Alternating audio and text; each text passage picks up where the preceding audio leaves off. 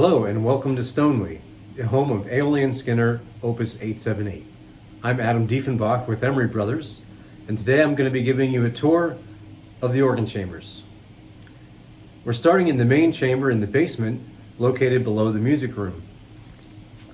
To my left is the Aeolian Harp, which we restored, and that is located directly beneath one of the grates that allows the sound into the music room above. On the other side here is the wall that has the three shade fronts for the three main divisions down here. We have the great choir, next is the swell, and then the solo down on the end. Also in front of the solo we have one of my favorite voices in the organ, the 16-foot wood violone. There's also a set of chimes in the organ, and this is all directly beneath the other grate that allows the sound out into the music room. Back in the middle of this area, in front of the swell shade front, is the 16-foot Borden.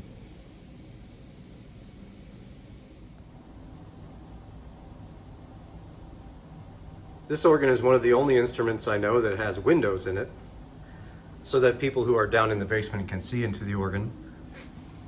We're looking into the great choir division, which is the largest chamber. And on the back wall is the 16-foot metal open diapason. This ladder brings us down into the great division. And from here, we can get into the swell through this sliding door.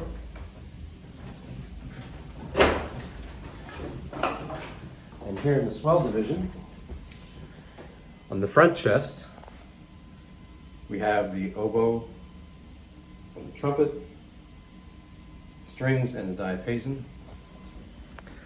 On the back chest, there's the flute celeste, the vox humana, the string mixture, and on the back wall, we have the bases of the 16-foot flute in the swell. From here, we can open another sliding door.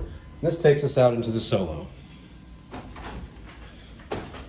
Here in the solo on the main chest, we have the tuba, French horn, the strings, and the 8-foot open flute. And then the basses are offset on the other side of the walkboard.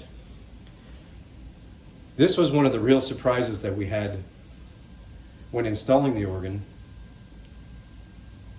We came to put the solo division together to find that this enormous air conditioning duct had been placed right where the solo division was going to be. So we had to re-engineer all the winding and framing and turn the main chest 90 degrees so that now, in this orientation, the base end of one side of the chest is actually near the shades. Now I initially had the concern that would make the sound unbalanced, and so the basses of those stops would sound louder than the rest. But thankfully, Bynum Petty, who works with the Organ Historical Society, was here, and he assured us that that was actually common practice in a lot of places, and the results speak for themselves. The sound of the solo is actually perfectly balanced. Nevertheless, this was one of the many interesting physical challenges that we had here at Stoneleigh. I'm going to show you the way back out. Here we go into the swell again. So we tried to make the organ as serviceable as possible. So there's always a handhold and there's always a ladder to get from one place to the next. There you go. So I'm going to exit the grate here and go around the back of the organ, and then I'll show you some of the other things that are back there. Standing here at the back of the organ chamber, we can see the brain of the organ. This is an Opus 2 instrument control system, and I have to say we have a great deal of gratitude and appreciation for Jonathan Buchanan and for Opus 2 and their support in this project. There are a lot of very special functions that exist in this organ because the console is still vacuum-operated Aeolian player console. So there are duplicate contacts and all sorts of other things that are just an added challenge, and the system was more than capable of handling it. Also in the back, we have shade engines. These are Aeolian shade engines, original to the organ.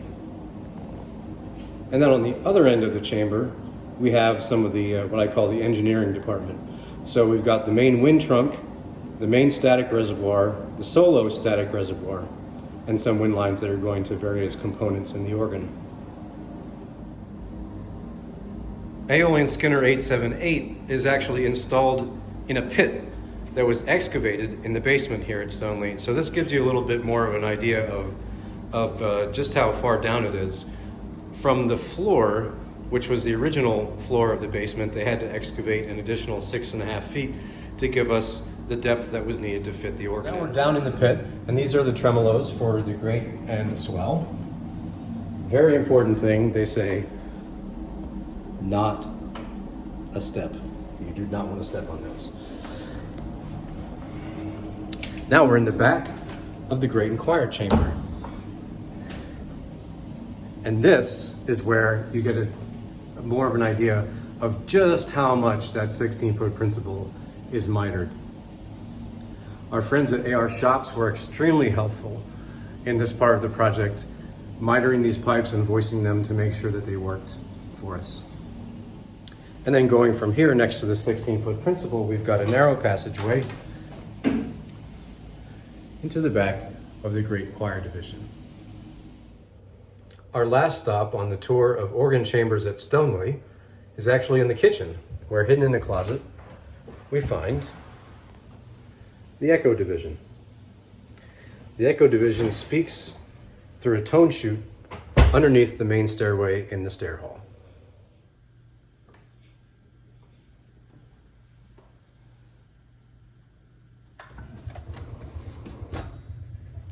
And here we find ourselves at the console at Stoneleigh. This is a 3-manual Aeolian vacuum-operated player console. And one of my favorite things about the console is the way the music rack folds up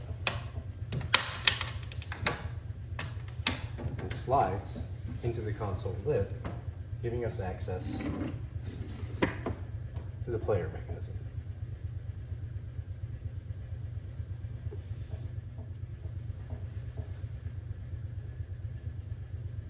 Interestingly, Aeolian-Skinner 878 is a 3-manual organ, but it actually has 5 manual divisions. There's grate, swell, choir, which is mostly duplexed from the grate, a solo, which is floating, and an echo, which is also floating. So in order to use the solo or echo, we have to use couplers. There were a limited number of couplers made available in the original control system of the organ, so we've added a drawer on the console that has some additional couplers that might come in handy. Thank you for joining me on this tour of Aeolian-Skinner 878 at Stoneleigh. I hope you enjoyed it. If you have any questions about the organ, please feel free to leave them in the comments section or message us directly on Facebook or LinkedIn. We hope to make a series of videos of the organ demonstrating its player roles, and I hope you'll enjoy those too. Thanks and have a great day.